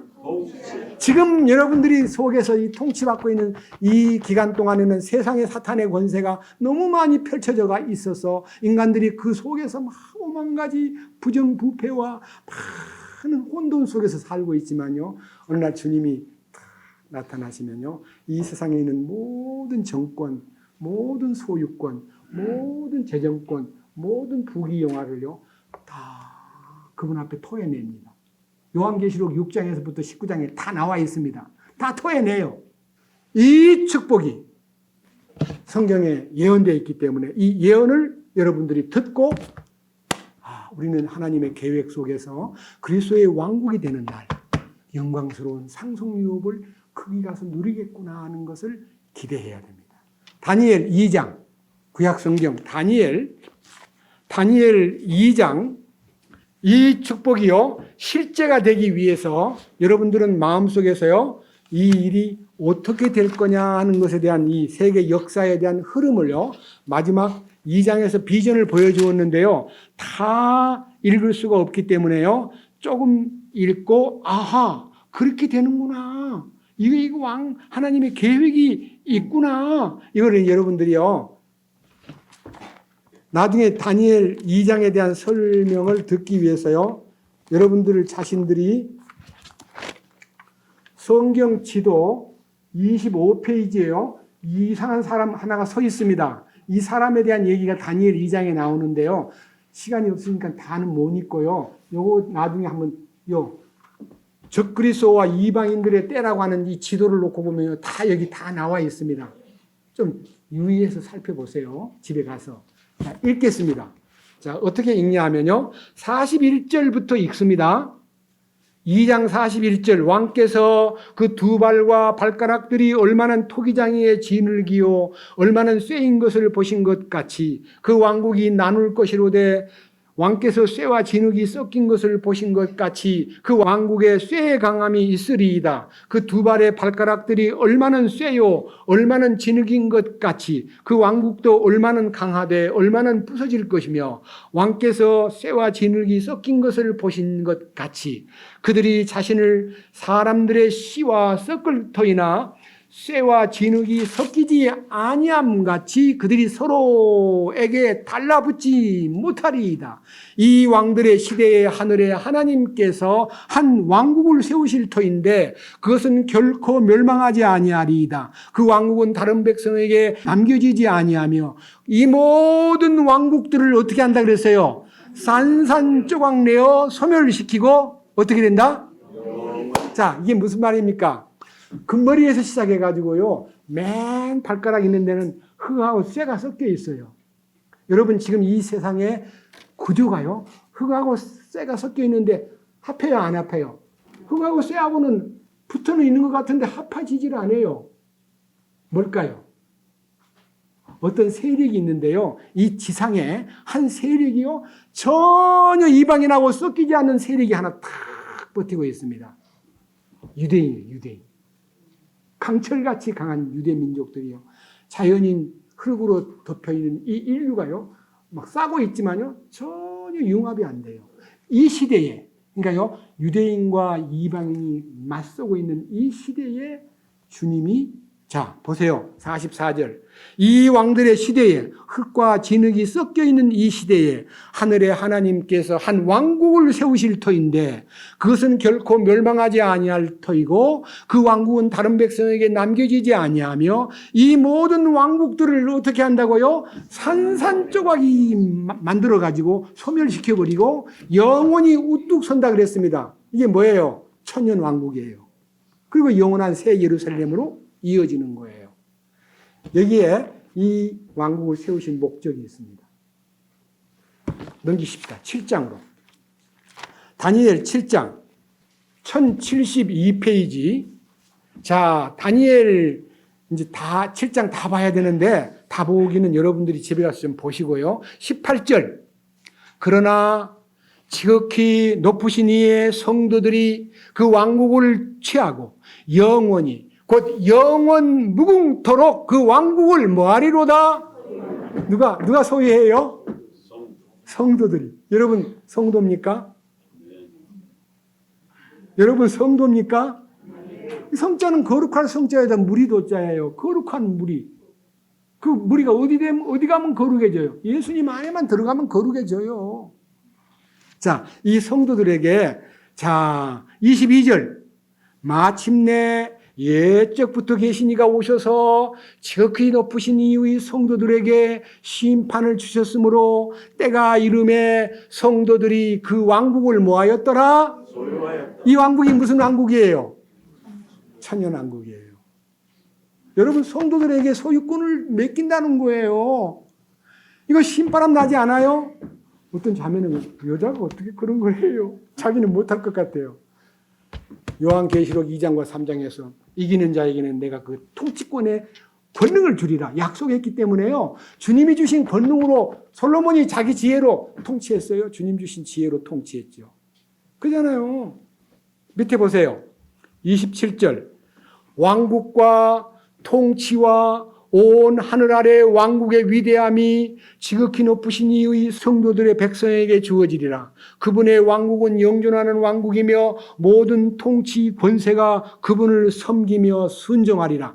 이 그분을 섬기며 순종한 결과로 우리가 통치권을 얻는 거지요. 우리가 그냥 뭐 갑자기 막 자이언트가 되거나 갑자기 거인 되는 거 아니에요.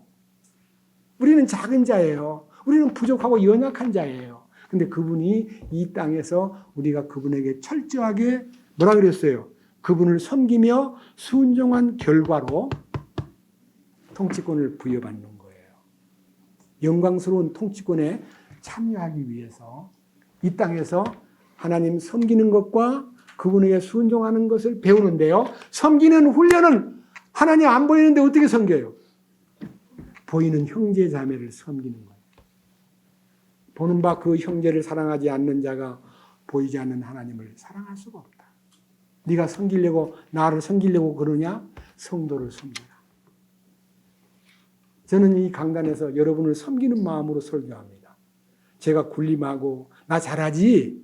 나 성경 많이 알지? 이거 자랑하려고 성경 들고 서 있지 않습니다. 옛날에는 못 모르고 그런 짓을 조금 했습니다. 부끄럽습니다. 그러나 지금은 철저히 여러분들을 주님 안으로 안내하고 주님의 충만하심 속에서 그 통치권을 정말 받으면서 그분을 섬기며 순종하는 그 길을 통해서 그분의 통치 권세를 배우고 그리고 그분이 주시는 놀라운 축복을 함께 받기에 합당한 자가 되게 하기를 간절히 비는 마음으로 이렇게 외치는 겁니다. 아시겠어요? 너무 감사해요. 사도행전 이제 본문 말씀 보고 마감하겠습니다. 28장.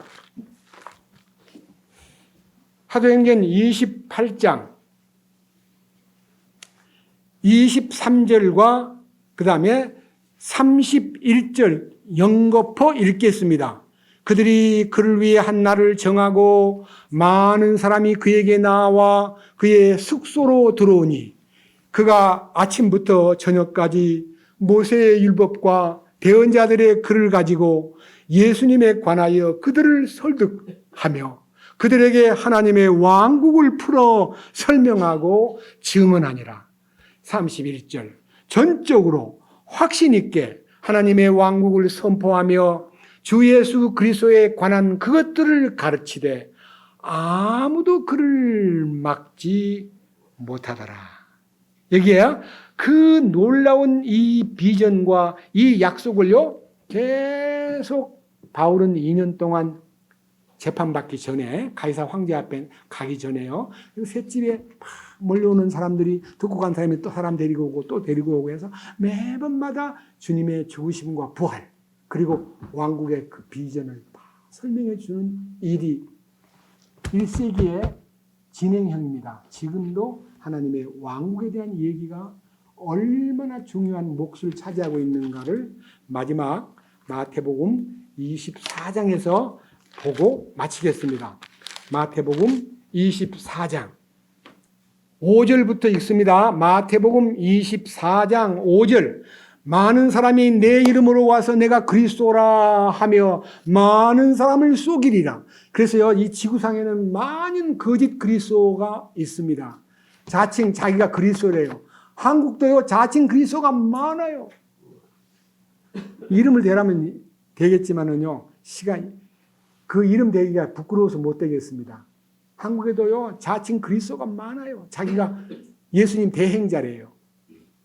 예수님의 정권 대사래요. 많은 사람이 내 이름으로 와서 그리스도라 하여 많은 사람을 속이는데, 이 속이는 것도 사탄의 장난인 것입니다. 사탄은 이름 자체가 속이는 자입니다. 자, 그 다음 보세요. 6절. 또 너희가 전쟁들과 전쟁들의 소문을 들을 터이나 주의하여 불안해하지 말라. 이 모든 일들이 반드시 일어나야 하되 아직 끝은 아니니라. 여러분, 전쟁이 자꾸 여기저기 터지는데요. 지금 솔직히 말해서 푸틴이 우크라이나에다가 핵무기를 쓰겠다고 몇 번 협박을 했습니다. 이 서방 국가들이나 유럽이나 미국에서요, 뭐라고? 핵무기를 쓴다고? 참 미쳤구만. 그러는데요, 북쪽에 있는 김정은이도요, 서울을 불받아 맞는데요, 자꾸. 서울을 불받아 맞는데요. 그래가지고 요즘에요, 연구를 한 거예요. 미국에 핵무기를 좀 끌어다가 이 북한이 까불지 않게 좀 해라 하고 자꾸 하다 보니까 미국이요, 이동할 때마다 돈이 어마어마하게 드는 거예요. 큰 핵을 장착한 큰 엄청난 군함을 보내려니까요, 경비가 엄청나고 보통 문제가 아니에요. 근데 한국을 가만히 보니까요, 너무너무 머리가 비상하고 과학이 발달하고 핵무기 만드는 거는 한 달 만에 만들 수 있는 능력이 있어요, 한국의 기술이.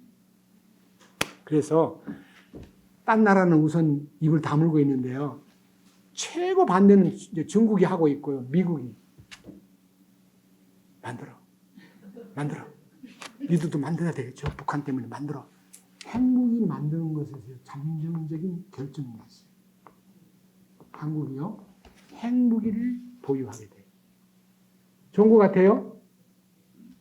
여러분, 이 전쟁의 소문이 막 퍼져가지고 우리 중에는 불안해해가지고 한국에 서울 불바다가 되면 많이 죽을 텐데 핵무기 떨어지면 뭐 어떻게 막아? 보복은 할지 몰라도 어떻게 살아? 이래가지고 빨리 도망가라고, 빨리 이민 가라는 사람 굉장히 많아요. 돈 있는 사람은 불안하니까 막 이민 가요. 근데 여기 뭐라 그랬어요? 전쟁의 소문이 들리고 모든 것이 이렇게 어려워져도 끝이 아직 아니기 때문에 이런 일로 인해서 불안해하지 말아라. 왜 그래요? 주님이 다 알고 계신다, 그 뜻이에요. 우리를 특별히 사랑하는 아들과 딸, 그의 신부될 교회를 놔두고 여기다 핵무기 던지는 주님이 아닙니다. 적어도요, 타락된 사람이고 별로인 사람 롯과 그의 가족들도 유황불이 떨어져서 나왔어요. 유황불 떨어지기 전에 나왔어요. 유황불 떨어지기 전에 끄집어낸 거예요. 우리도 마찬가지예요. 절대 안심하세요. 김정은이가 장난을 치려고 만약 버튼을 누르기 전에요, 우리는 피신처로 데려가든지 휴거가 되든지 주님이 조치하실 거예요. 믿습니까? 네. 지금 막는 자가 있어 그 중에서 옮길 때까지 하리라고 데살로니가전서 후서 2장에 약속되어 있습니다. 자, 중요한 건 이겁니다. 자, 7절. 민족이 민족을, 왕국이 왕국을 대적하여 일어나고 곳곳에 기근과 역병과 지진이 있으리니. 여러분, 지금 이 지구상에요, 곳곳에 막 지진이 터지고 전염병이 퍼지고 그 다음에는 이 기근이 막 퍼지고 있습니다. 엄청 많은 사람들이 지금 굶어 죽고 있습니다. 이것은요, 주님 오실 날이 매우 임박했다는 것을 알리는 신호입니다. 전쟁, 기근, 역병, 그 다음에 지진. 우리가 노골적으로 지금 이 지구상의 곳곳에서 지진이 터지고 역병이 막 온 지구를 휩쓸어가는 이 코로나 현상도 그 중에 하나입니다. 그 다음 보십시오. 자, 그 다음에 8절. 이 모든 것은 고통의 시작이니라. 고통의 카운트다운이니라. 고통의 시작이다. 그 다음, 그때 그들이 너희를 넘겨주어 고통받게 하고 너희를 죽이리니 너희가 내 이름으로 인해 모든 민족들에게 무엇을 받아요? 참으로 예수 믿고 참으로 거듭난 무리들은요, 민족들이 일어나가지고 우리를 괴롭히고 어려움을 주는데요. 특별히 아까 얘기했던 대로 세계 많은 열강들이요, 유대인을 그렇게 미워합니다. 여러분, 그저께 뉴스 들었어요? 배급타로 모여든 팔레스타인을 막 총질해가지고 120명이 죽고 700명이 부상을 입고 유대인들이 막 아무 혐의도 없는 국민들을 쏘아 죽였다고 막 그러는데 이스라엘은 하는 말, 우리는 그런 적 없다 하는데 막 유엔에서도 그러고 열강들이 하는 말, 유대인들 저 죽일 놈들, 저거 미친놈들, 어떻게 군인을 쏘는 것은 좋지만 사람을 죽여 해가지고 증오의 불길이 점점 높아지는데요. 뉴스 중에 가짜 뉴스가 엄청 많아요. 아셔야 돼. 자, 밑에 보세요. 자, 10절. 그때에 많은 사람이 실족하고 서로 배반하여 넘겨주고 서로 미워하고, 지금 이 시대가요, 얼마나 무서운 시대냐면요. 여러분, 중학교, 고등학교 다니는 아이들도요, 외톨로 커가지고 자기밖에 모르고 어른도 몰라보고요, 뭐라고 간섭하면 막 때리고 칼로 찌르고 그래요. 아이들도 무서워요. 여러분, 길 가다가 애들이 뭐 이상한 짓 하면 간섭하지 마세요. 그냥 지나가세요. 왜냐하면 걔들이요, 굉장히 잔혹해요. 불법이 성함으로 사랑이 식어지고 예의와 윤리는 다 갚버리고. 그 다음에 뭐라 그래요? 예? 12절. 불법이 성행함으로 많은 사람의 사랑이, 기본적인 사랑도 식어져 버려요. 기본적인 사랑, 하나님의 사랑은 놔두고라도 모성애든지 부성애든지 친구끼리 사는 우정이든지 애국심이든지 이런 기본적인 사랑도 다 식어가지고 너무너무 차갑기 짝이 없고 무서운 세상이 되는 거예요. 그 다음 제일 중요한 얘기입니다. 13절. 그러나 끝까지 견디는 자 곧 그는 구원을 받으리라. 이 견디는 것은요, 예수님의 이름을 따르고 그분의 주시는 은혜를 지키기 위해서 견딘다는 말은요, 그런 모든 불법이 성하고 사랑이 식어지고 온갖 방법이 다 와도 거기에 개의치 말고 주님만 바라볼 때에 몸의 구원, 휴거가 된다, 그런 뜻이에요. 약속이에요. 끝까지 견디는 자가 받는 구원은요, 제사함 받는 구원이 아니에요. 주님을 기다리는 사람에게 나타내는 마지막 호련히 변화받는 구원이에요. 그 다음 이제 마지막 얘기입니다. 자, 다 같이 14절 읽겠습니다. 다 같이요. 왕국의 이 복음이 모든 민족들에게 증언되기 위해 온 세상에 선포되리니 그제야 끝이에요. 끝이 언제 옵니까?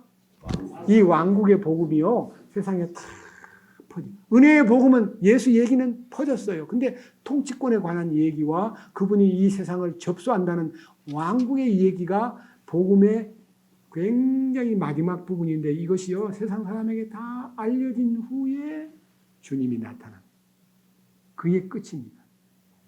우리는 왕국 복음을 갖고 있습니다. 근데 우리가 왕국 복음 전하는 걸 별로 사람들이 듣지 않습니다. 이 왕국 복음은요, 주님의 통치권의 현존, 다시 오시는 만왕의 왕을 맞이하기 위한 우리들의 기대는 그건 주님과 관계가 없습니다. 만왕의 왕이 이 땅에 오시기 전에 만왕의 왕을 모시고 사는, 그분의 왕권을 따르는, 그분의 통치 속에서 사는 그 생활이 만왕의 왕을 맞이할 수 있는 준비입니다. 마음대로 살다가 만왕의 왕 맞이할 수가 없습니다. 자기 생각대로 살고 자기가 왕노릇하면서 만왕의 왕이 나 데리고 가리라고 생각하는 전부 다 이기적인 어리석은 계산입니다. 그 왕이 내 속에 아까 말한 대로 먹는 것과 마시는 것이 아니요 하는 말은 세상적인 것이 아니요, 성령님 안에서 의와 평화와 기쁨이니라. 이 세 가지를 소유하고 주님 안에서 평화가 선포되면 속에서 전쟁이 나야 돼요, 안 나야 돼요? 이게 뭐예요?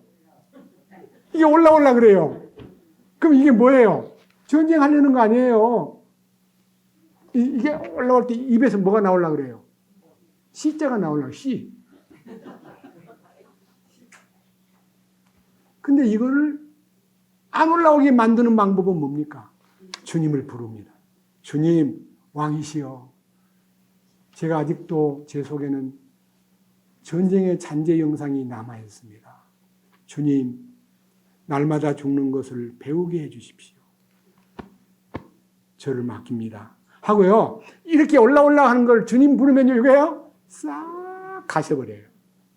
해보세요. 저는요. 욱 할 때가 있잖아요. 인간이니까.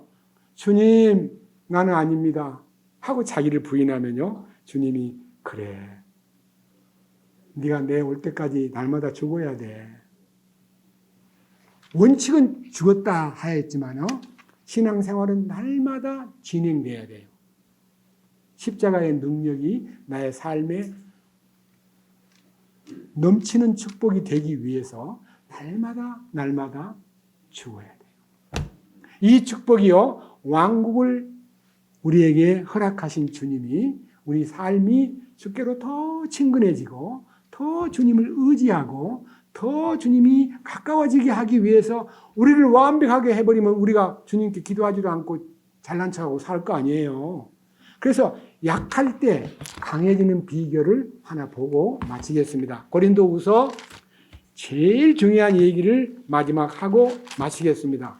고린도후서 12장 7절 계시들이 넘침으로 말미암아 내가 분량 이상으로 높여지지 않게 하시려고 주께서 내게 육체 안에 가시 곧 사탄의 사자를 주사 나를 치게 하셨으니 이것은 내가 분량 이상으로 높여지지 않게 하려 하심이라. 사도 바울같이 훌륭한 주님의 사도요. 복음을 전하는데 말씀이 충만하고 성령이 충만한 사람인데도 불구하고 육체에 가시가 있다는 거예요. 그것이 사탄의 가시예요. 약함이 있다는, 사도 바울에게도 약함이 있다는 거예요. 근데 이 약함 때문에 고민한 사도 바울이 기도를 3번 해요. 주님, 나 이 약함을 제거해 주십시오. 저는 강한 남자로서 복음을 전하는데 이 지장이 없는 사람이 되고 싶은데 이것 좀 어떻게 처리해 주세요. 하고 자기 안에 있는 핸디캡을 사탄의 가시를요 해결해 달라고 기도를 했더래요. 근데 뭐라 그래요? 자, 8절 내가 이 일로 인하여 그것이 내게서 떠나가도록 주께 3번 간청하였더니 그분이 응답했습니까? 안 했습니까? 네? 9절 그분께서 뭐라고 그랬습니까? 그에게 이르시되 내 은혜가 네게 족하도다. 나의 강한 능력은 약한 데서 완전해지느니라 하셨느니라. 그러므로 내가 오히려 크게 기뻐하며 나의 연약한 것들을 자랑하리니 이것은 그리스도의 권능이 내 위에 머무르게 하려 함이라. 여러분, 연약함이 있을 때 주님을 의지하지 강하기만 하고 아무것도 문제가 없다면 죄를 정말 안 짓는 사람으로 완전히 바꿔놓았다면 기도가 필요해요? 안 필요해요? 난 죄 안 지어. 나는 강해. 와봐. 나를 쑤셔봐. 내가 성질 내는가. 이렇게 해가지고요. 자기를 전능자가 된 것처럼 착각하게 만드는 그 일을 주님이 안 하셔요. 아직도 연약한 것이 남아있다 이 말이에요. 성질이든 환경이든 물질이든 자식이든 아내든 남편이든 친구든 직장의 상사든 여러 가지 나를 약하게 만드는 핸디캡이 존재한다는 거예요. 나는 하나도 없어요. 나는 완전해요 하는 사람 아무도 없어요. 자, 이 결과로 여기 마지막 10절에 그러므로 내가 그리스도로 인하여 연약한 것들, 치욕, 궁핍, 핍박, 고난당하는 것을 기뻐하노니 내가 약해야만 그때 뭐가 돼요? 강함이 따르는 거예요. 그러니까요, 여러분 연약한 것이 있다고 해서 그거 가지고 주님 이것 좀 어떻게 없애주세요. 난 너무 힘들어요 하면요, 야 괜찮아. 내 은혜가 내게 좋게. 너는 나를 의지해야 돼. 네가 연약할 때 내가 도와줄게 하고 그때 연약할 때마다 주님을 부르면 주님이 즉시 응답하시고 손을 잡아주십니다. 아시겠어요? 우리는 그 주님을 진정으로 의뢰하고 그 통치권 속에서 승리하는 여러분 모두가 되시기를 주님의 이름으로 축원합니다. 주님 감사합니다. 오늘은 사도행전 마지막 부분에 사도 바울이 갖고 있었던 재판받는 유예기간 2년 동안 그가 로마의 한 변두리에서 작은 새빵 하나를 얻어서 그리스도와 왕국의 복음을 전함으로써 자기의 사명을 불태웠습니다. 우리는 조건이 좋든 나쁘든 주님의 뜻을 따라서 하나님의 왕국을 구하고 하나님의 왕국은 의를 구하며 평화를 추구하며 기쁨을 소유하는 축복이 성령님 안에서 주어진다는 이 사실을 우리가 알았습니다. 하나님의 왕국은 말에 있지 않고 능력이 있다는 것도 알았습니다. 하나님 왕국을 누리는 것은 순종과 섬김을 통해서 주님의 공급으로 이루어짐을 알게 되었습니다.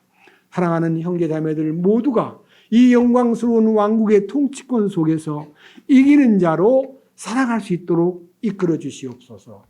다시 오실 주님 기다리면서 우리는 현재의 어려움과 아픔과 연약함과 여러 가지 핍박과 여러 가지 결핍을 주께 맡기고 주님 주시는 공급을 통해서 그 부족한 부분을 날마다 채워주시는 주님을 더욱더 의지하고 살아갈 수 있도록 이끌어 주시옵소서.